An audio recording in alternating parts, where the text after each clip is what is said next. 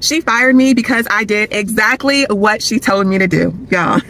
Story time. All right.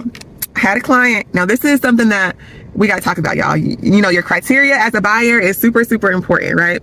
So I met with her and we went over criteria. And one of the bigger things is she was very adamant that she did not want a pool because she had young kids.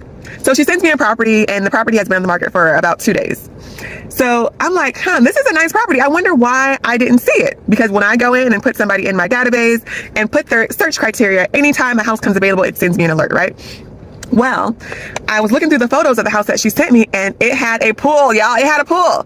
So I messaged her back and I'm like, you're aware that it has a pool, right? And she was like, yes, that's totally fine.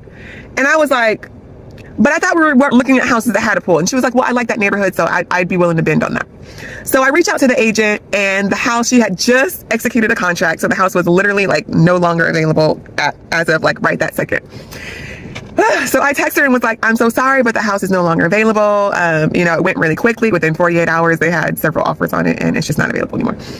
So she calls me, y'all, and she explains how frustrated she is that I didn't send her that property. And she said, well, my best friend lives in that neighborhood. I would have loved to live in that neighborhood. I know I said I didn't want a pool, but for certain areas, I'd be willing to bend on that.